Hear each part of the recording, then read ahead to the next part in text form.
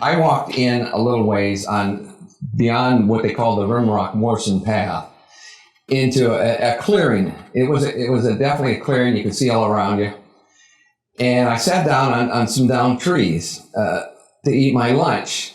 And I just got done eating, and I figured, well, I'm going to go home, turn to go home. But in front, you could feel that it got real still, real quiet. Nothing was moving or anything.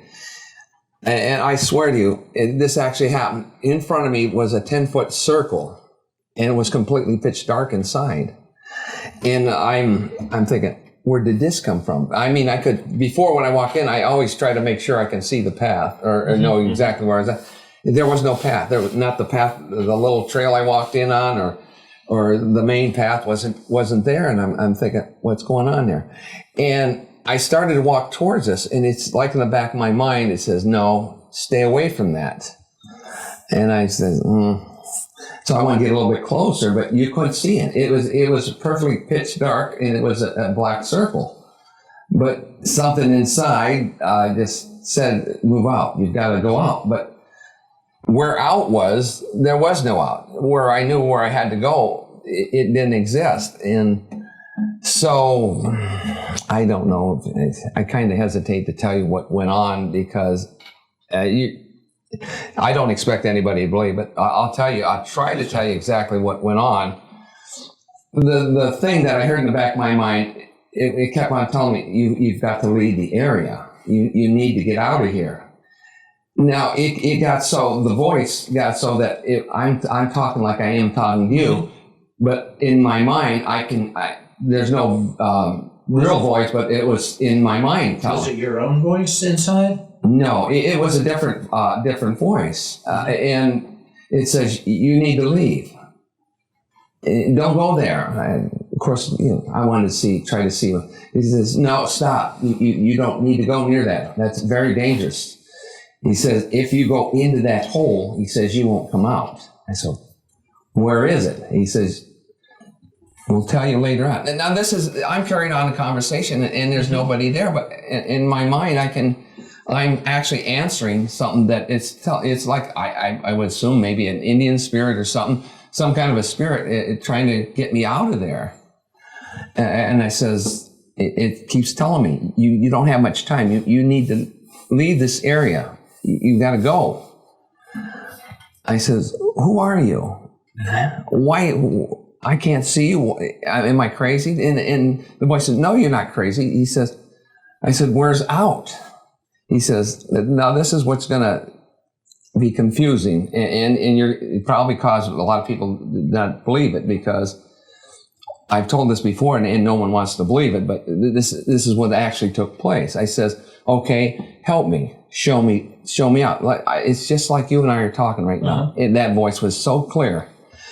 I said, show me out. I said, I don't know where I'm at. I said, there's no path for me to follow. He says, we'll send you help. Okay, I'm thinking, well, you're getting crazy now. Right. I'm thinking I'm really losing my mind now. It's like, why am I talking to somebody I can't see, but yet I can hear him only inside my head. Mm-hmm.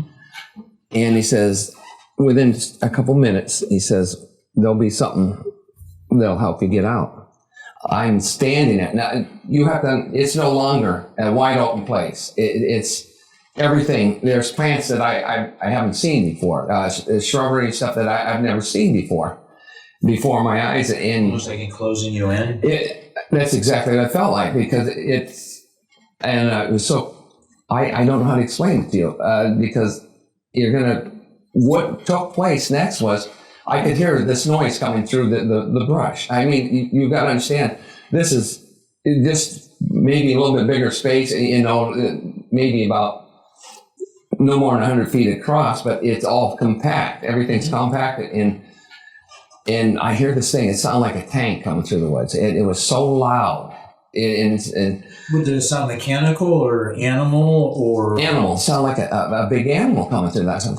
What the heck? What am I doing here? Mm-hmm. And honest to God, gentlemen, I can only tell you is what I see is out about 40 to 50 feet in front of me come the biggest bear that I'd ever seen.